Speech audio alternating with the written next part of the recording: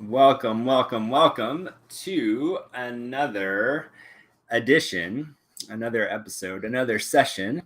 I think my audio is on this time, of talking about the Macroverse Macronauts project. So, to catch anyone up who hasn't been following along up to this point, what is Macroverse?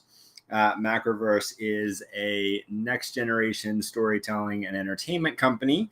We like to describe ourselves as Marvel plus Netflix times blockchain, or Marvel times Netflix plus blockchain, whatever math equation you want to work through that configuration.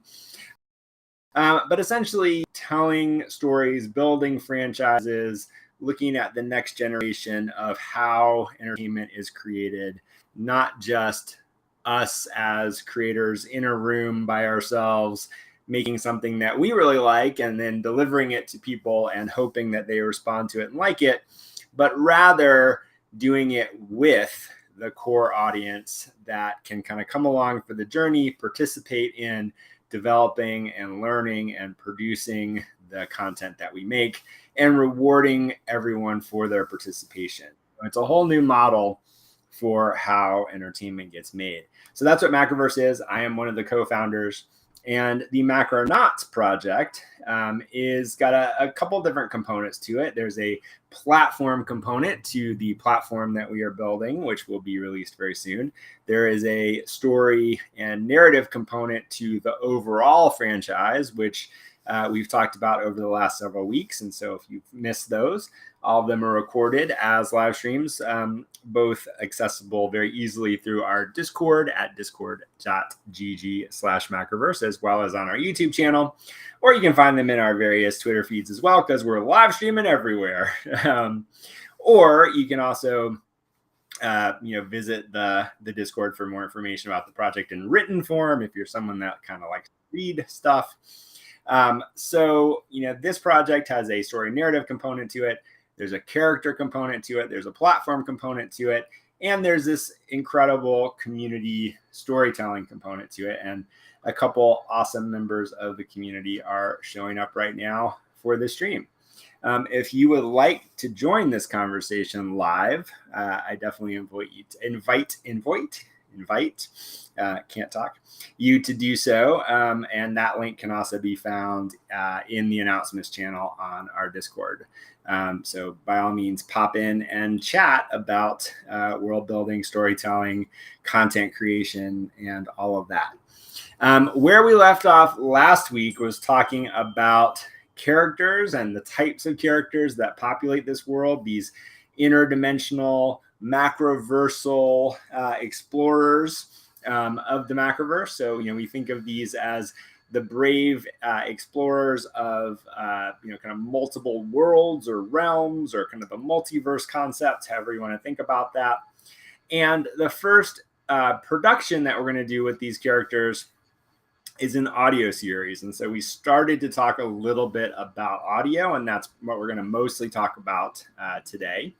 All of this is leading up to me starting to explore what the characters look like, and the deliverable for that's on my plate is the actual character collection, which will be a collection of NFTs that will then embody these various characters. We're starting with audio because it's something I really want to take a little bit of time with. I've got some ideas around the visuals for this collection and some mechanics around the collection that I don't want to rush. I think we can do some pretty innovative, interesting things with Macronauts in particular.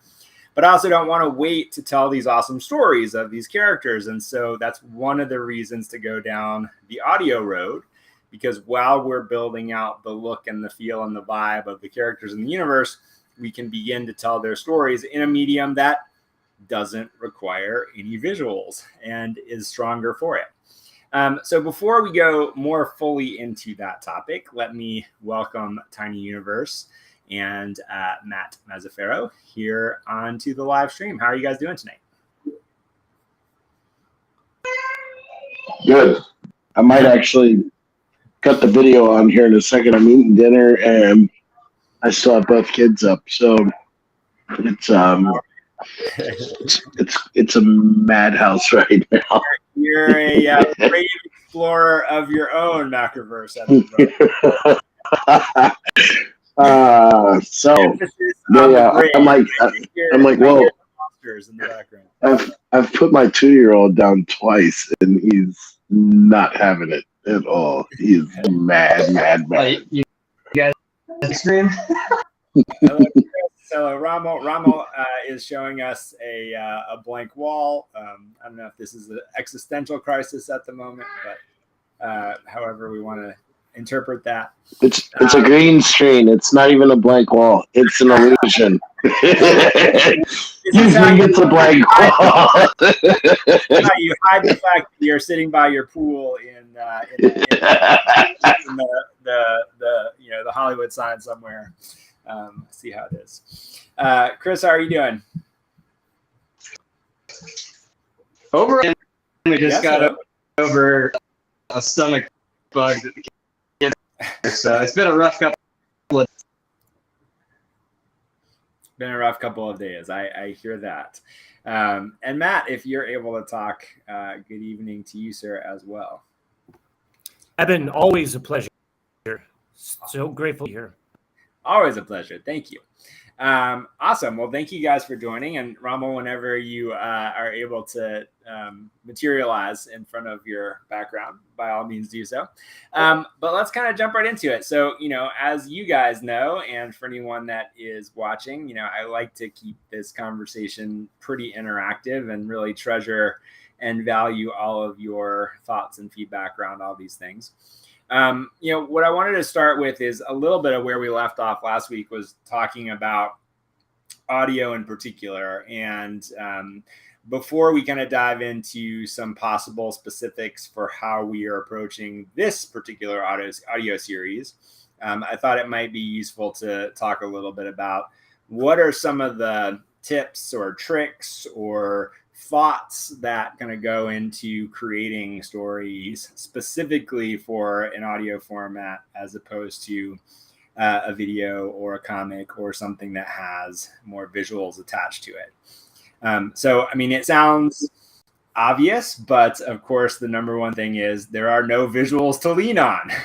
So as we're thinking about writing these stories, there are basically two tools in our toolbox to create visuals. One is character descriptions, like what characters are actually saying, or exposition about what they're seeing, or the other is some sort of soundscape or audio, sound effects, music, kind of an orientation around where things are happening in a space, let's say, that can help to create visual cues. So we're really relying on the audience to be able to create the pictures of these stories in their minds.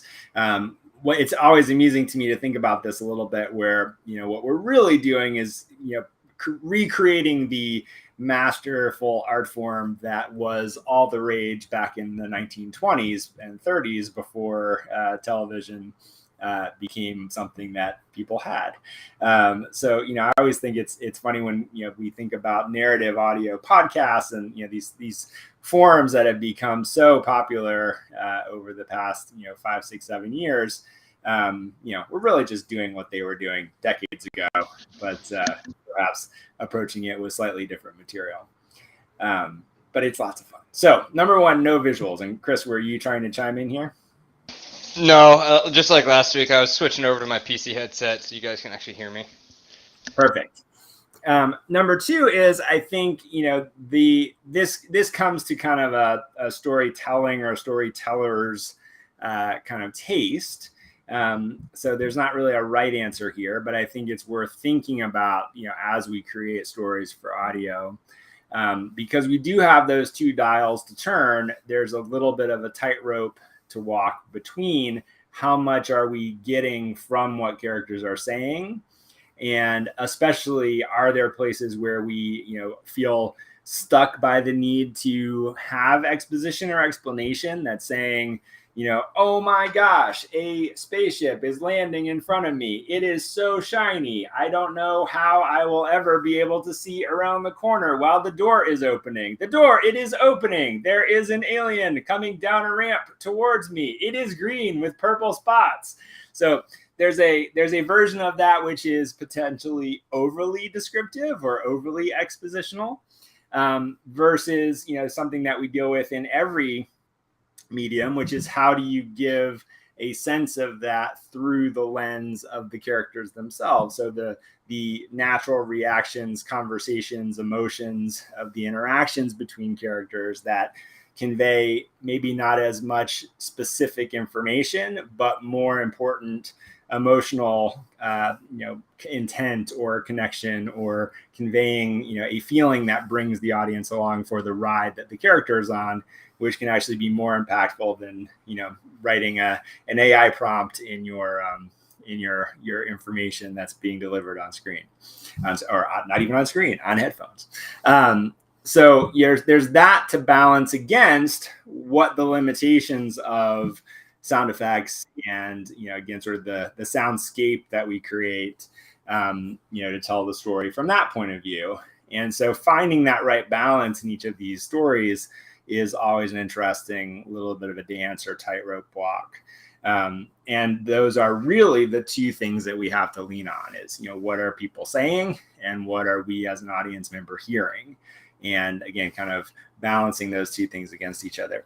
Hello, Dim Sum. How are you? Perhaps abducted by the alien craft that just landed in front of me. And if not, hello. So, let me stop there. And I'm curious if any of you who are here live, how many of you, if any of you, are consuming or listening to kind of narrative audio in particular? And what, if anything, have you noticed by doing so that you think has been either particularly effective or particularly ineffective as far as how those stories are conveyed? I probably consume 1 to 2 audiobooks a month, and I've been doing that for, 10 plus years. Mm-hmm. And one of the things that I have found to be kind of really exciting is to have, at the introduction to each story, is to have like an audio piece that plays, whether that be music or just ambient or whatever, just something to set the mood. And I think for like crime novels, you've all seen like TV shows that have introduction songs, so it's kind of the same thing. So each one, like crime novels are kind of more mysterious, like X-Files, like iconic sounds that really set the narrative right away. It's going to be spooky. It's going to be mysterious. I find that to be very powerful, and a lot of the books that I've been doing recently have kept doing that. This X-Files was how long ago? Like mid '90s, right? And so it's like what, like 10 years tops. No way. Come on. A little longer, just a little bit. Right, but you know what I mean? Like that. If you're not having music and sound effects throughout the entire thing to set the mood, I think at the very beginning is a very powerful tool. I agree. When you say you're listening to multiple audiobooks, are you specifically talking about audiobooks, or is this also kind of narrative audio podcast kind of fiction? Primarily audiobooks, yeah. But I'll also do a few of them throughout the years have been audio dramas. Yeah. I think the idea of something that it's really audio branding is that piece that sets the mood to some degree. I mean, and you hear that not just in narrative, but across all kinds of different podcasts and audio things where you're giving something familiar to kind of return to that puts you in a specific place or frame of mind, or even just reminds you this is HBO as opposed to something else, Fox. Yeah, I think another, like with the audio drama aspect, is to have not just one voice. So I don't know, a lot of big production ones, I know that's like very costly, but if you have 3 characters, have 3 different people read it. Oh yes, 100%. I'd say that's a. I mean, worth pointing out, that's a major distinction between kind of the audio book and the narrative audio, I want to fiction show, whatever you want to call it, narrative audio show. Generally we're talking about full casting, and that is certainly our intent here. As a side tangent, I'm sure you can find clips of it on YouTube or other things, but one of the very first motion comics was of the original Watchmen graphic novel, and they basically had one actor reading all of the voices, and trying to put on voices for like the female characters and things like that. It was not good. It was not successful. We will be working with the full cast on this project. See, it's been my experience that only some voice actors can pull off doing the whole thing by themselves, even in audiobooks. And so usually a full cast is nice. And I've also noticed that it's interesting because it's been about 100 years since the Dick Tracy and the Shadow, and you see more of that today with the audio dramas. I actually just finished. That's a really good point. Like it was right on the cusp of the transition from radio to television, and they found that like the television show, you couldn't have one person doing the entire thing. And so they're like, all right, we got to find some way to have all of these voices coming through and having it be really exciting. Well, I dare say that was probably reversed. I think that the fully cast radio drama was firmly established prior to TV. So then TV was like, we can put pictures with this. It's just crazy. It was 100 years ago. So I recently finished one. It's I don't know the name of it offhand. It was a Far Cry one, but it was done by Giancarlo Esposito from Breaking Bad, and incredibly dry. They tried to amp it up with sound effects and music and all the stuff, but it was really just him. And then they had a female voice come in and do the female parts, but it was basically just him doing all the parts, and it was hard to finish. So yes. And that was also a book, or it was an attempt at a narrative piece or a fiction piece? It was actually a what is it? It's like a 4-hour narrated audio piece. So yeah, just it's an audio story, I guess. Yeah, it's interesting. I mean, I've never struggled with trying to create the terminology here, but I think the maybe this is a key distinction as well, that it's like if you're reading something that's already been written like a manuscript for a published book, for example, an audiobook specifically, then I can't say this with 100% certainty, but I would imagine 99.9% of the time it's part of the job to not deviate from that manuscript, because your job is to give someone that would otherwise be reading that book the experience of reading that book. Whereas when we approach narrative audio dramas, or the type of thing we're going to be making here for Macronauts, it is much more like a television production or an animation production, actually much more like an animation production, because you're having sessions with actors doing voice recording from a more traditional written screenplay format. And we're directing those actors. We're kind of workshopping it as we go. One of the things that Adam and I always do as directors is we start every one of these sessions with, this is what we wrote. If we don't really care about what we wrote, it's the spirit of what we're trying to get to. There are certain things that we care about from a story perspective, but we always give actors the freedom to try different things or put it in words, make it sound more natural. And sometimes we'll find much better versions of particular lines or dialogue or whatever through that process. It's a collaborative process with the actors as well. And I think there really is, to your point, like there is a very particular type of actor that is particularly good at pulling off character when there's no visual. So it's like there's almost two different camps. There are the people that are phenomenal, that are really good at reading audiobooks. Neil Gaiman, I would put at the very top of that list, or very much, in that stratosphere. Like, if you're going to have a audio version of a Neil Gaiman book, you might as well have him read it. And there are other authors who are not as well suited to reading their own material. But in the format that we're going to be working in, again, these are full casts. So we're looking for the same types of things that we would be if it was visual. We just don't have to worry about what these people look like. So, anyone can play any part as long as they can deliver the characterization and the emotion and the story that we're telling.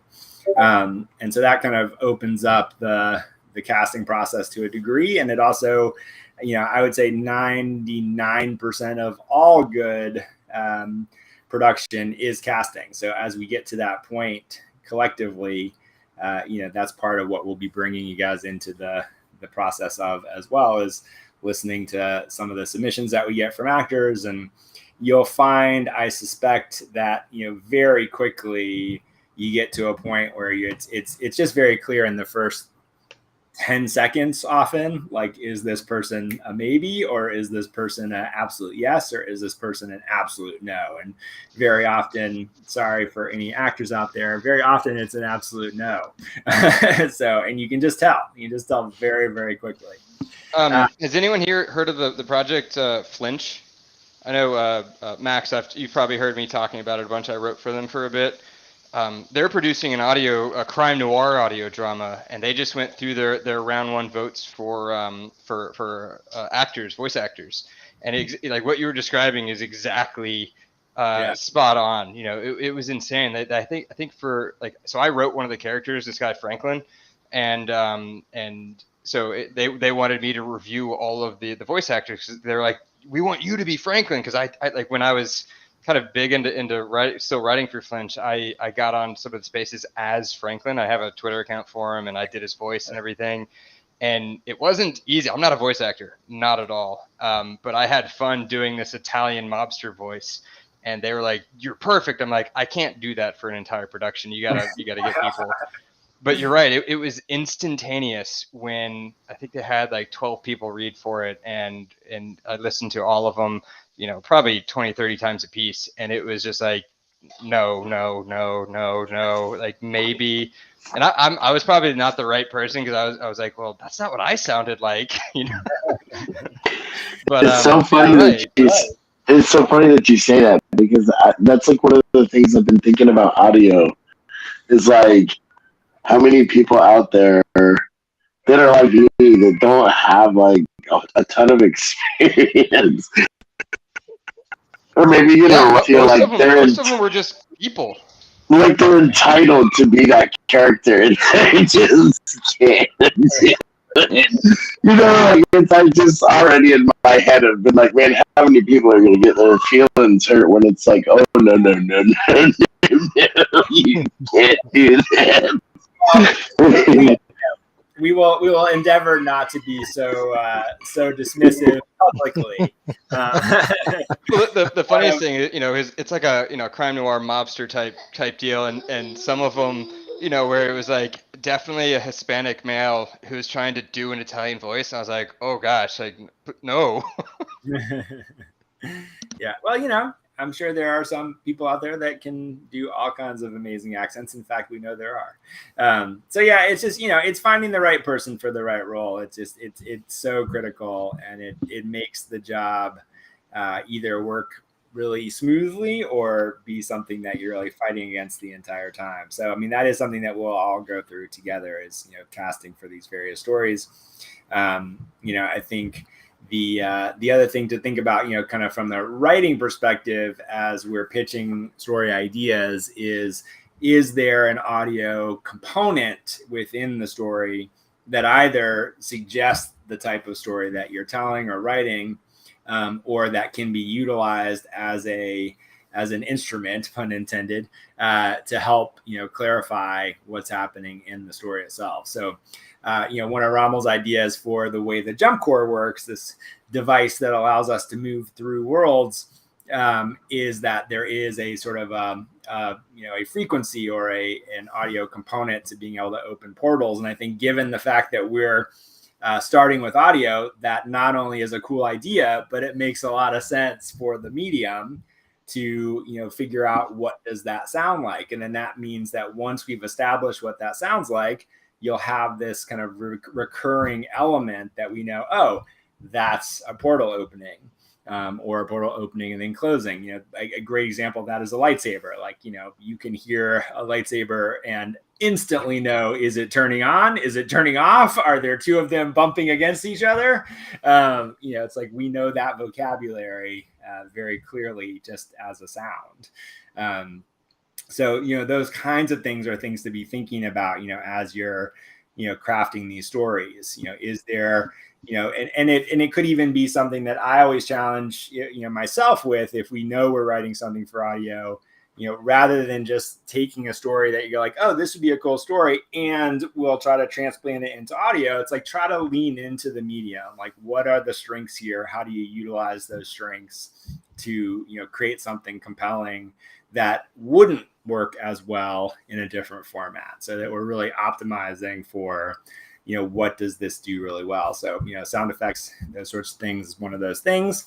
And then even from the point of view of character, making some decisions early on around, is this particular story going to rely on voiceover, and then really using that as a tool to, if it was kind of a crime detective noir story, that would feel very natural. If it was, a teenager, who's just happened to fall through her crazy mad scientist uncle's portal in his garage because she was snuck out there to smoke weed, that might be a very different type of narration. Or it might make more sense for there to not be any narration in there. Or you might think about what is a way to do narration that's not typical. So in that example, which I just made up, which now makes me want to write that story, she maybe is creating TikTok videos as she's going through dimensions. And so you're hearing her, create these things on her phone, which is telling you the story, which again can be done through audio without relying on a traditional, narration. So I think there are those kinds of things to just kind of think about as mechanics or mechanisms that can, lean into the format. And the more we do that, the more natural it's going to feel that, this wasn't just a medium that we chose because we could, is a medium that we chose very intentionally to tell this particular type of story in this particular type of way. So I'm always a big fan of that. What does the medium do well? What does it not do as well? And how do you lean into those strengths and not necessarily shy away from the weaknesses, but at least be aware of, how we need to deal with those things to make the best experience that we can. I'm curious, based on the previous little bits of conversation, so is anyone here actually listen to a bunch of narrative audio podcasts and fiction? And if not, I may have some homework for you. So I was going to say, I've done a ton of audio books. Yeah. And single person, but and that's what I'm super curious to hear, and why I thought it was so funny about what I just previously said is how many people will want to participate that are not cut out for audio. I feel like I might be one of those people. I'm not sure, but I feel like it takes a whole different person to be an audio actor than a visual and audio. Like I don't know. So I have a lot of friends that are obsessed with like the like what I love, like the criminal, crime podcasts and stuff that I watch, on TV obsessively. So I definitely feel like I need to dive in. Yes. Well, I was going to ask, so did they change Audible and stuff like that? Because I feel like it's like a whole different. Last time I went in there, it was way different and more expensive. You can't just get a single book or something. That is a question that I don't know the answer to. It's crazy. But if we can get Audible tech support on the line after this call, and get our stuff on there. But no, I didn't know what y'all's best podcast stuff is. Y'all can pitch that. But I'm excited to see what that would be. Well, I see Lady Valor in the chat. She is saying that she listens all the time. So we got a fan there as well. So yeah, I mean, I think it's worth if you're gonna dive into this particular part of what we're doing with the project, it's worth taking a little bit of time and throwing that into rotation in whatever you're listening to. I will make some recommendations on the Discord of ones that I think are particularly applicable to this project. The true crime genre has definitely become kind of the biggest segment of the whole narrative audio space. I think largely in response to the rise of true crime in podcasting in general. The actual nonfiction true crime podcasts have become so popular. It's interesting to note, just from an entertainment business perspective, that narrative audio has just surpassed comics as the number one kind of source of original IP being optioned for film and television projects. Now I have a whole little soapbox diatribe that I can go on about that around why comics are still better. But it is interesting to note. So, one of the cool things about this project is we'll be covering both of those mediums by the time we're done. Excuse me. I feel like I just swallowed a bug. So I would say, I listen to a lot of stuff. But on Spotify, you can type in audio drama and it'll bring up a whole list. There's everything from the X-Men to Doctor Who to crime dramas. The Doctor Who ones are more akin to the old The Shadow and the Dick Tracy stories, where it's a lot of ambiance and then sound effects just to tell you what's going on. So they don't yell gun, they just have guns firing. So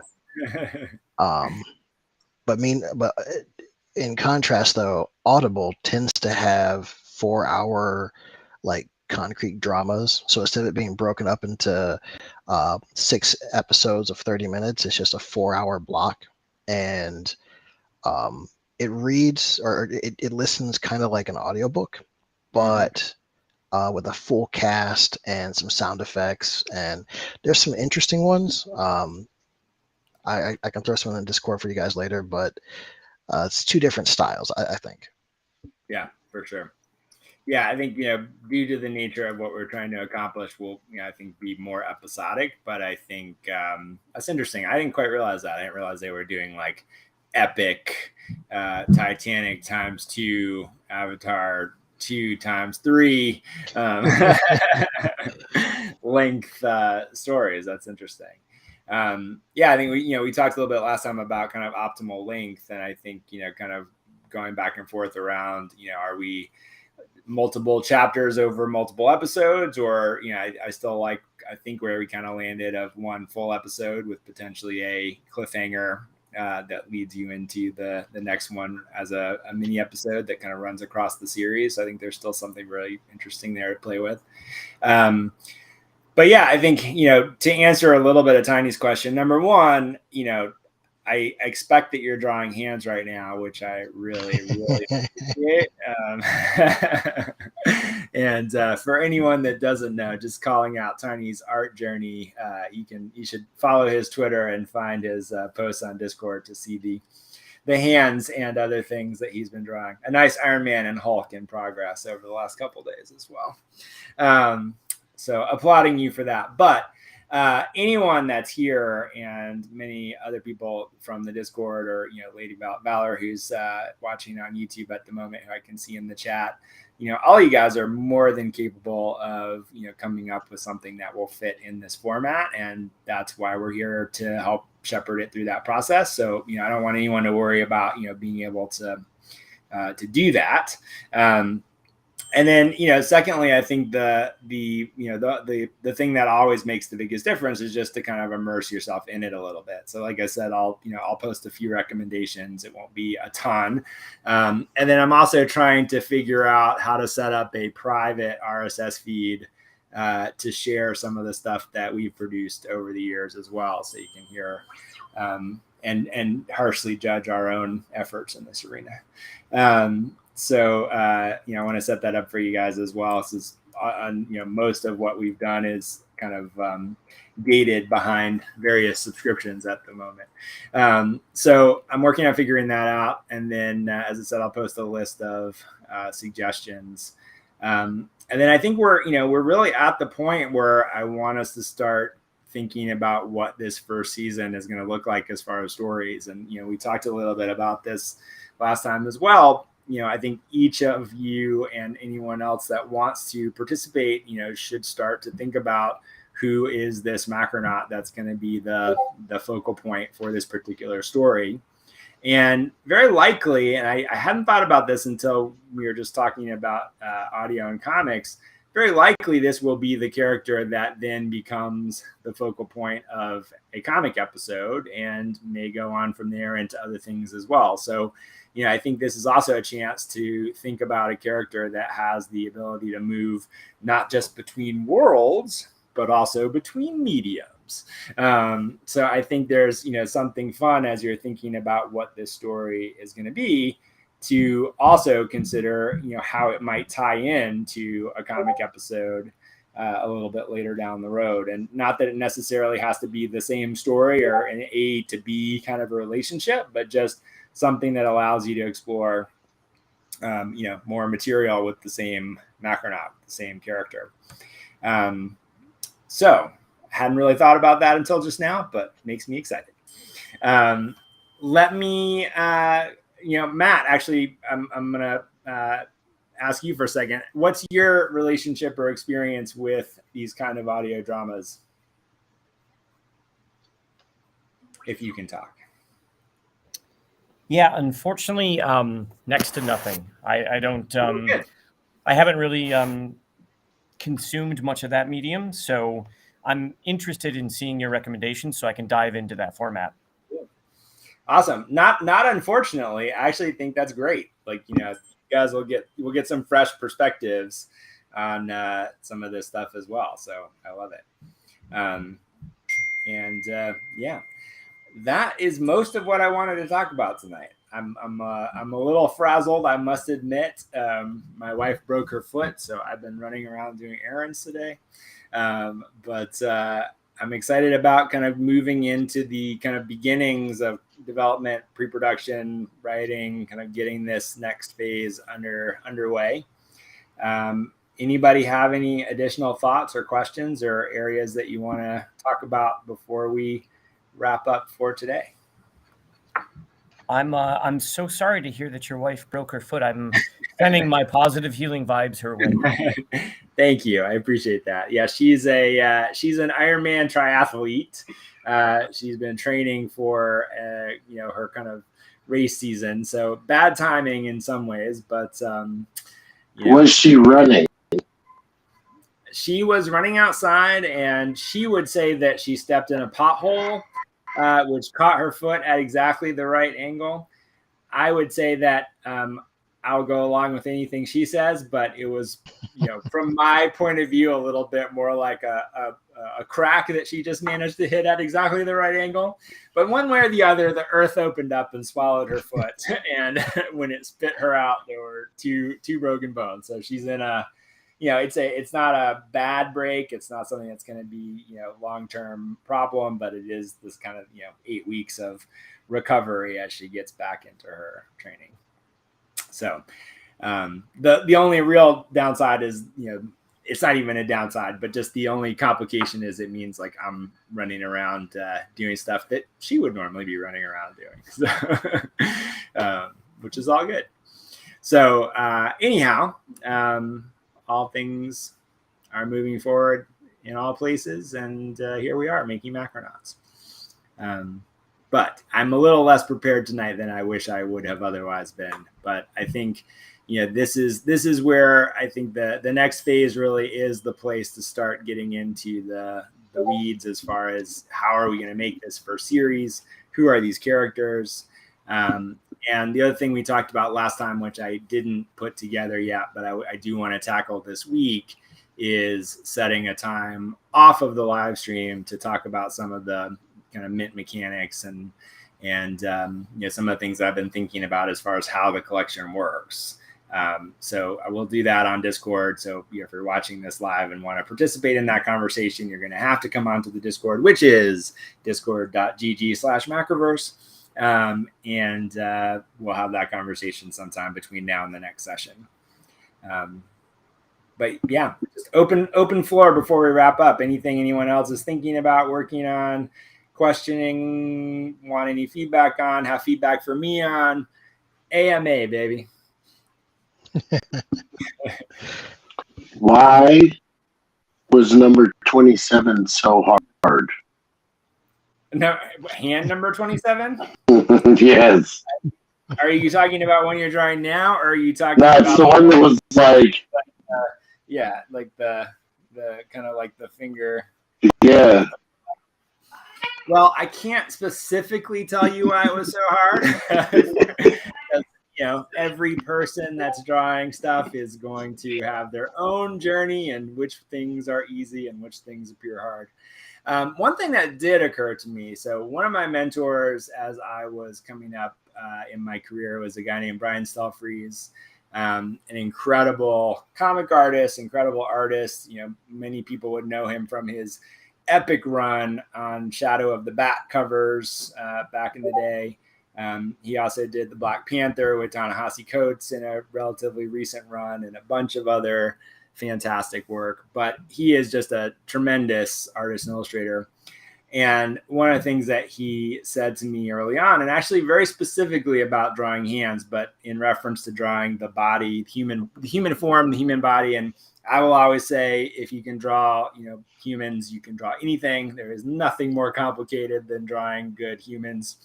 But his kind of breakthrough for him, which turned into a bit of a breakthrough for me, is that when you're looking at a person as bones and muscles and tendons and all the kind of reality of what makes up this meat structure that we all are, it's easy to get kind of caught in the minutia of the details of what is the how does this texture look, or exactly what is the foreshortening here. You're kind of reading it through the lens of your understanding of a person.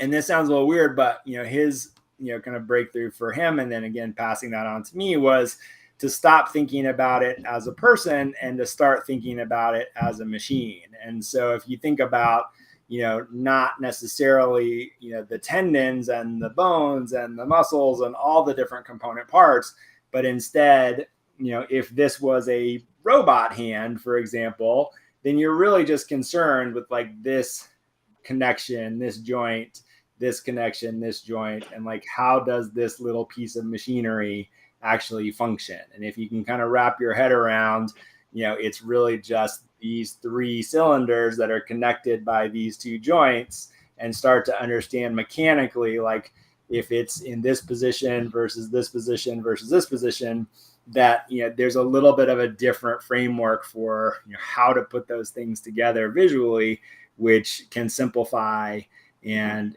kind of make that understanding of how this machine works, as opposed to trying to understand, there are these tendons that connect to your whatever this bone is that I'm blanking on the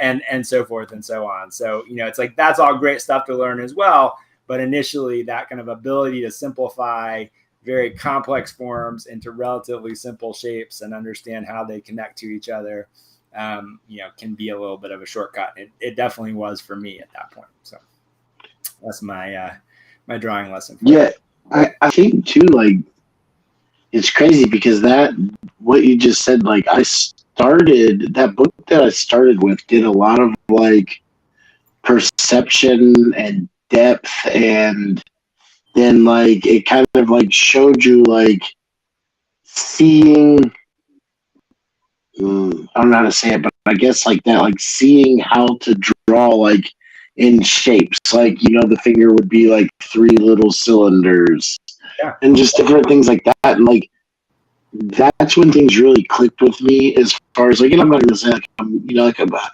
not like phenomenal at drawing or anything, but like that's when like I went from like, oh, I can't draw to like, wow, like I still like I'll get done with something and be like, wow, that's better. All right, that's better than I thought it was. But it's like I look at things and it's like I can, it's like almost like I see them like in their broken down like sketches.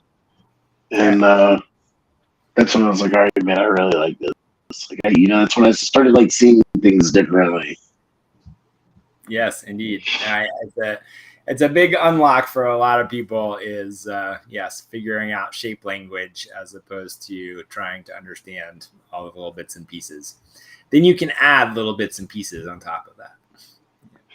And I will say the art that you've been posting has been amazing. I can't wait to like see a live stream, like one of the time lapses that you guys have been doing on YouTube. Those are so sick.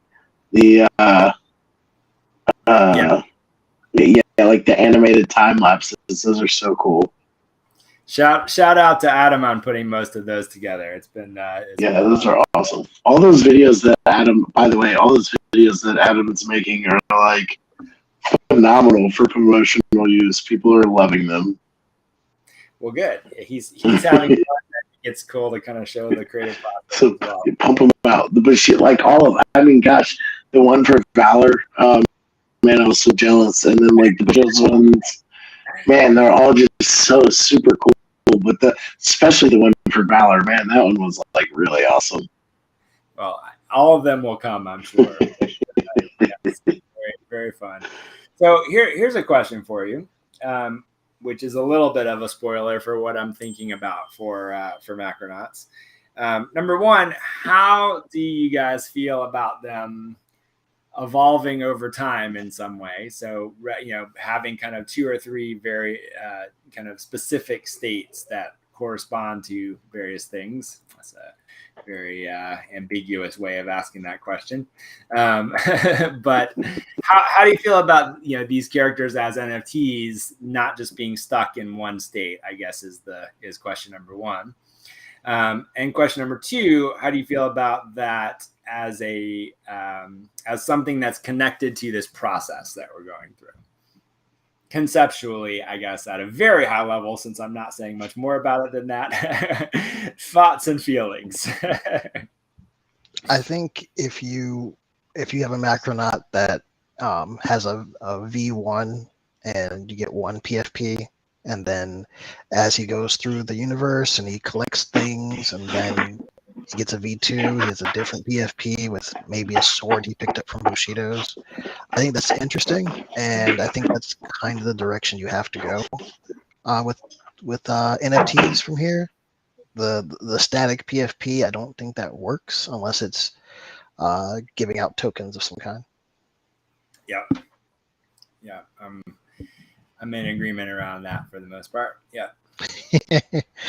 I think it's cool. And I think from a high level perspective, that gives you it does create kind of some agency. So then you want to be active and be part of the whole system, so as to grow and change.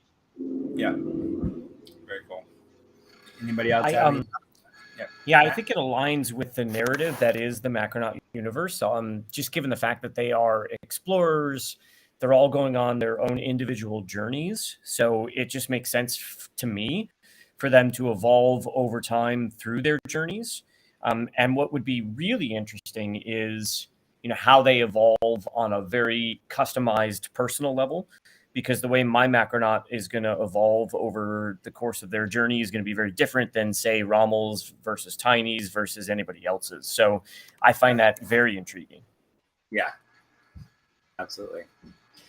I mean, actually, that brings me, appreciate that from both of you. But what Rommel said actually brings up a question for me too. So, been thinking a lot about kind of the different use cases for NFTs, and just this whole technology stack that we're kind of playing in. So PFPs in particular, I'll use Oniforce as an example, and only to say, like, that was one of the early kind of post Bored Ape projects that I thought like really did something unique, from an art perspective. Like, I would say, to me, there's a straight line you can draw between Oniforce and Azuki, for example. And then, kind of falling down, and now they're building back up. And, it just, in the context of PFPs and in particular, it feels like, to me, like the barrier to PFP as PFP has become almost insurmountable. Like, there may be a couple more that pop up over the next little while. I think Renga is probably the first one that's broken through in a while. Chris rocking it right now. But I think, this is my identity, I think, is kind of, I don't know, my feeling is like we've kind of moved past that to a degree. Like, you've got your classics, which are kind of the flex PFP, or you've got the kind of like, I'm just trading out these PFPs because I like a bunch of different things, but the kind of like, I am this ape, I am this Azuki, I am this Moonbird, I am this Renga. Like, I think, how many of those can there actually be that are meaningful? Maybe 20, maybe 100, over time, maybe it's several hundred, but at a certain point, it's like people are organized around these different communities or fandoms. There aren't 100 massive franchises on the planet at the scale of Star Wars or Marvel or any of those sorts of things. So if we look at kind of that as a map onto fandom, it feels like PFPs serve a particular purpose around identity and belonging and affiliation and those sorts of concepts, and that will continue to play a role. But I do kind of wonder, as we look at not only Macronauts, but just in general, like what are the things that would actually make you feel that kind of affiliation over, I guess the question is, what do I have to do to make you go like, yeah, I like that GSA agent, but I'm replacing it with my Macronaut? Or, Dirty Robot, pretty cool, but this is way cooler. That's what I'm really asking. What bar do I have to jump over? I think for me, I see the direction of PFPs making a flip and going away from the apes and the cats and the penguins and going towards humans. I think what you're going to see is customizable humans, or like that MySpace angle human that people can, that's similar to them but not them. I think you're going to see more of that, especially as the metaverse becomes a thing and people are starting to play in a virtual reality. So they're going to want to be closer to whatever character they have there. So something that something customizable enough that they can get close enough to the reality that they currently exist in. Like it. And shiny. Any other hot takes? And shiny, yes.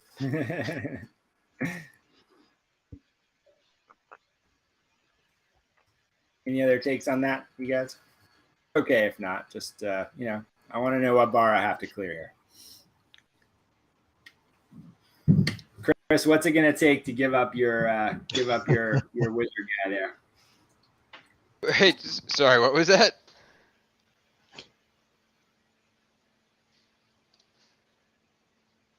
Oop, did we lose that- Evan? I think there he is. Can you hear me now? Yep, we Yep. got you. You kind of froze up there for a minute.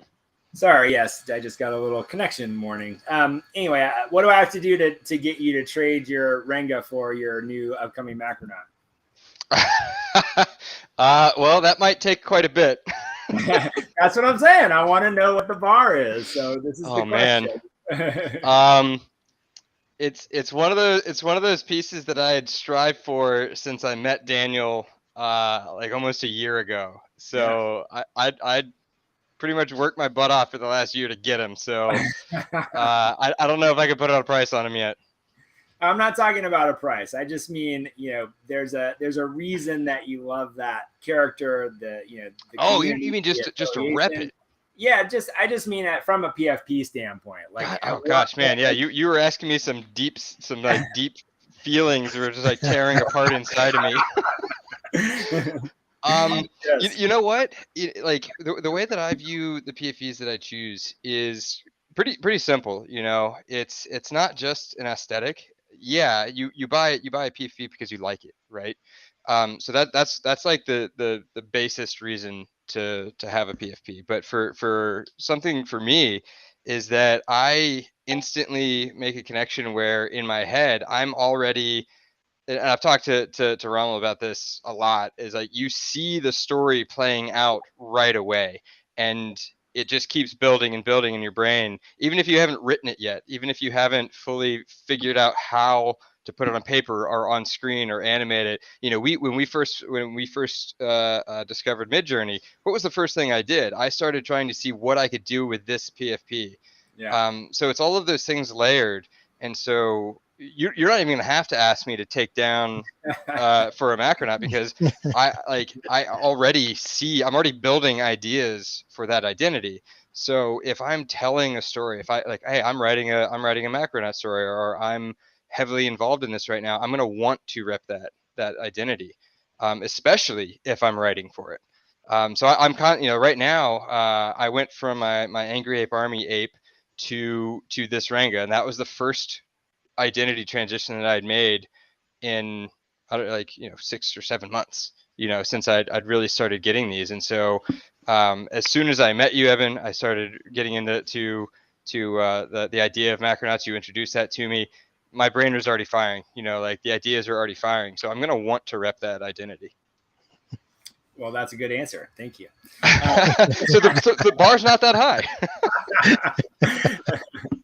Well, this is something I do want to keep talking about, because I think, that there's a part of me which is like, we have a lot of other utility and a lot of things around what we're doing with this that doesn't necessarily have to be a PFP project. It's in some level it is back to my original thesis, which is, we care less about that than we do about creating compelling characters that have meaning, across a lot of different purposes and use cases. But at the same time, if I'm going to put my, love, sweat, tears, and everything else into like creating something that, what I am thinking about and starting to explore visually is like nothing that has ever really been seen in this space before, if I may say so very humbly. But I also want to make sure that, it does do the job, that it's like, if we're going out there with like, yes, this is, this kind of custom built thing, and it plays all these different roles, it has all these different utilities, but it also should look good as your, Twitter profile picture, your Discord profile picture on the platform, that we're building, all those different things. So I just want to make sure we keep checking those boxes. And, I certainly would not shy away from wanting to see an army of them out there in the world.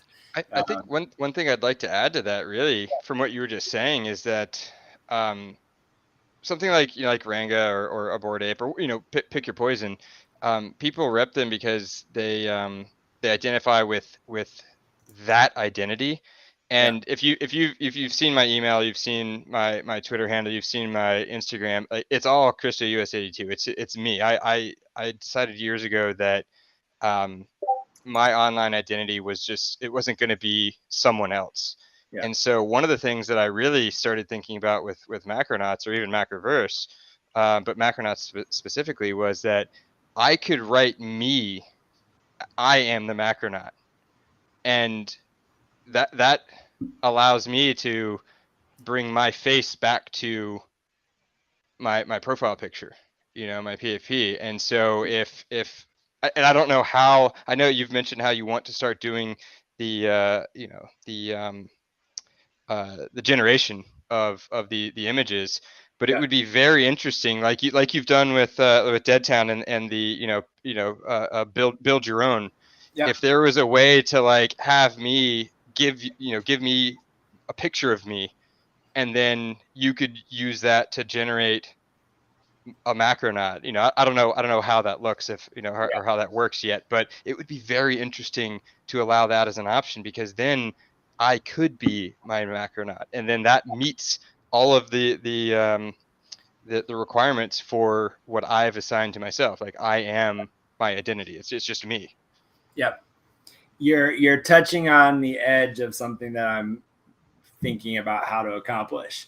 So it won't be quite, at least currently, it won't be quite like, hey, take a picture and we'll generate an image of you. But I do want to make sure there's enough flexibility in there to be able to make yourself, make yourself, or the version of yourself that you want to play in this, this meta game. So yeah, 100%. And then it also, I think as I am teasing around the edges of kind of doing this in stages, I think we'll be able to make that more and more have that be more and more realized over time. So, yes, your Macronaut is you, and you are your Macronaut. I think that is probably a t-shirt. I'd wear it. Very good. Any other thoughts, feedback, questions, ideas, comments, anything else you guys want to talk about at the moment? Nope. All right. We'll take that silence as success. We've done it again. Here we are at the end of session number 4 of our Macronauts discussion.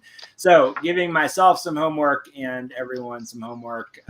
Between now and next week, I will get a list of recommendations for audio series posted on the Discord. I will open up a channel for us to start putting pitches and concepts for characters. Whoops. I don't know what just happened there. Hold on a second. My computer just went to a different window, and we're back. Okay. I will put together a channel for pitches for characters and storylines, so we can start to iterate together on what this first season of the audio series is going to be. What worlds do we want to explore? Who are these characters that are going on these adventures? So forth and so on. And I am also looking for a way to deliver a private RSS feed to share the audio stories that we have previously produced. So those are my actions. Good idea. Between now and next week. My request for all of you is just to start thinking about, who are your Macronauts? Your Macronauts are you, and you are your Macronauts. So who are you, and what adventure do you want to go on? And specifically from the point of view of what do you think could make sense as an audio story. So, this is an exercise where a little different than how we approached it with Deadtown or some of these other things. It may be a little bit less starting specifically with story, and actually a little bit more starting with who is this character, and then how do we take that character on an audio adventure, and then how do we take that character on a comic adventure, and then hopefully more places from there. So that may be a good starting point. So start thinking about that, and then I'll have a place put together to start posting that, and then we'll make whatever we do between now and next week will be the focus of next week's conversation. Sound good? No, it's perfect. I was going to say, when right. you were asking about different suggestions, I don't know if they do it anymore because it's been a while, but NPR, I think it's either Saturday night or Sunday night, they do like an early evening matinee audio drama. And yes. it's a rerun of some of those ones that were from like the 50s. And it's really cool to listen to. I don't know if anyone geeks out on that kind of like NPR style delivery, but it's pretty cool. Yeah. No, I have. And I think I said this in a previous stream. The other thing, which I will put this in my list of recommendations, I'm not exactly sure where to find it these days. But there is a fully produced Star Wars trilogy radio drama that includes most of the original cast, and it is unbelievably well done.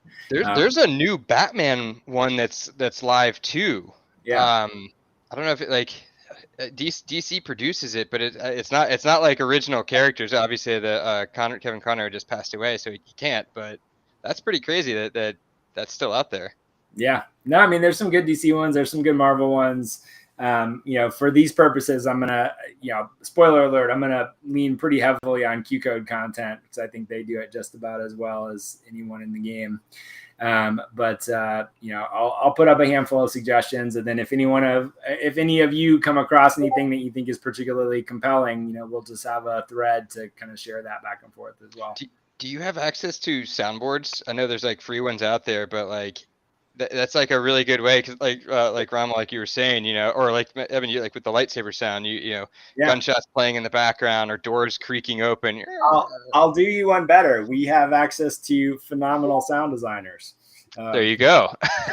I'm super interested in that because I used to work for ABC News, and I was an audio engineer and a cameraman for them, and working the soundboard is just a lot of fun.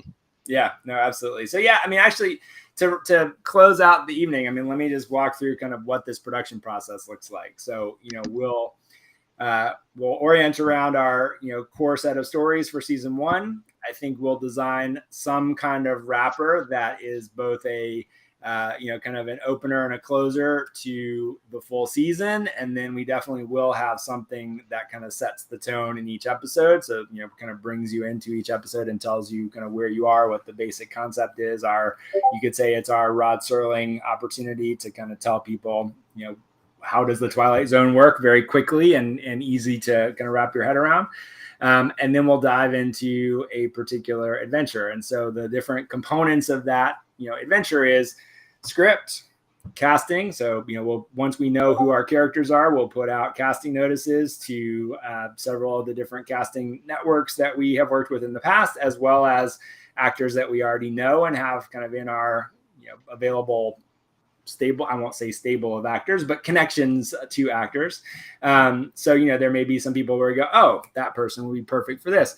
We'll get auditions from those various actors. So, the kind of snippets of them reading portions of the script, we'll usually give them somewhere around a paragraph from the script to read. And sometimes there's a couple of different paragraphs. So it's good to kind of think about if we need to hit a particular emotional range, for example, like maybe there's a part that's very sad versus a part that's, screaming in terror. Like those would be good segments to ask people to audition with, because you get a sense, can they pull those things off if there are critical moments in there? So we'll go through that casting process. We'll identify usually 2 or 3 people that we think could be good for particular roles. And then we will do callbacks essentially. So, narrowing it down to final actors for each of the characters. Those people will then be cast, and then we schedule recording sessions. And so for each of you that creates a story, you'll be sitting with us, in these recording sessions, which generally these days happen over Zoom. But if they're happen to be in LA, then, we might be live with them, and you might be with us on Zoom unless you're happen to travel to LA for these recording sessions. But we'll direct, the actors with the script. We usually mostly you record each actor individually, but occasionally if it's, a lot of interaction between a couple of different characters, you might bring them in at the same time to do that recording together. But either way, we'll capture all of that audio, directing them through that process, making sure we get the performance that we need. Then all of that dialogue goes to our sound editors, and they chop it all up and deliver back a kind of first draft or an assembly of the script based on that recorded dialogue. So we get to hear, how does the whole episode flow with all the characters in place. They do kind of a rough pass on making sure that all the levels and everything is correct so that it all sounds like it's happening in the same place at the same time. And you don't have one actor talking like this and another actor talking like this. So we get all of that kind of put together. And then that gives you kind of a very good sense of how the flow of the episode is going to go. We tend to focus on narrowing down and really nailing the performances before anything else, as well as timing. So one of the things that we didn't talk about, but is critically important, or definitely a tool in the toolbox for narrative audio, is timing. It makes a big difference if you have a dramatic beat in between two characters talking versus two characters talking over each other, for example. And so some of that comes from performance, but some of that also comes in editing and putting these episodes together. And then once we have a fully formed episode, the timing is good, the performance is good, we kind of like the way that it all flows, then we give it to them for sound design. And that typically is mostly special effects, sound effects, and not just sound effects in the sense of like gunshots and laser swords, but also, creating ambience and sometimes very subtle cues that can tell you where characters are in relationship to each other, what kind of a space they're in. It's remarkable how much of a difference it can make if you want a character to sound like they're in a closet versus a giant mansion. That can have a real impact on the feeling of the story. And that's just knowing what dials to turn as far as the amount of reverb in a character's voice if they're in a big space, or compressing that down if they're in a small space, so forth and so on. So it's all the kind of tricks that they'll bring to the table to make that all come alive. And then finally, if there's any score or music, that'll be kind of the last piece. There's a final pass that does a mix for stereo and surround sound, and then we've got finished episodes. And so those, because they're podcasts are one of the very few media technologies that are already democratized. So we put that out through our RSS feed, and we'll also talk to some of our other friends about, potentially putting it out through one of the existing networks. But one way or another, we have episodes, we put them out, we invite people to listen to them, and we take over the world. There you go. Sounds good. I'm here for it, man. I'm here for all of that. It's actually a lot of fun. It is a very fun process. So yeah, I remember in college doing a bunch of projects that had to do voiceover and sound recording for that stuff, and it's a lot of fun to produce. Yeah, no, it really is. And it's it's one of the things that one of the things I love about it is that even though I feel like I just talked through that, and I feel like it may have sounded like it was a lot of different moving parts, compared to just about any other form of media, it's maybe the easiest thing to make if you know what you're doing. And yet, the result can be incredibly, incredibly satisfying. And in some cases, easier to turn around than even something like comics, which, there's not as necessarily as many moving parts, but there are more components to bring together to make something magical. So, so there you go. It's going to be fun. I think this is going to be a cool way to kind of bridge into other media across the whole the platform and ecosystem as well. So all of that will come into play as we get down the road with this too. And on that note, I will say this episode of Macronauts Session 4 is brought to you by the Macroverse app. The Macroverse app is the best comics reading experience that you could possibly have on your mobile device. And all you need to hear is a testimony from Tiny to know that I speak nothing but the truth in this regard. Do you have a testimony for us, Tiny Universe? Or did he fall off? Oh, he does not have a testimony for us. He fell off the live stream. You got baited. Well, then I'm really shilling now, because if you go into the Discord, oh, there it is. Rommel has it pulled up. I love it. If you go into the Discord, he's raving about it. So I just wanted to give him that chance to do it publicly. But I do believe we've cracked the code on what the optimum digital format for comics are. And it's only getting better. There's about 50 series released on the app so far. We've got about 50 more that either are waiting to be released, are waiting to come out in collectible NFT editions, or are currently in production. So there's a lot of content coming down the pipe. But if you haven't checked out the app, we do encourage people to do so. And you'll see all of this get integrated all together over the course of this year, which is going to be very exciting. So on that note, and shill, thank you all for joining me this evening. As always, it is my pleasure. And I will see you on the Discords, which is discord.gg/Macroverse. Good night, everyone. Thanks, everyone.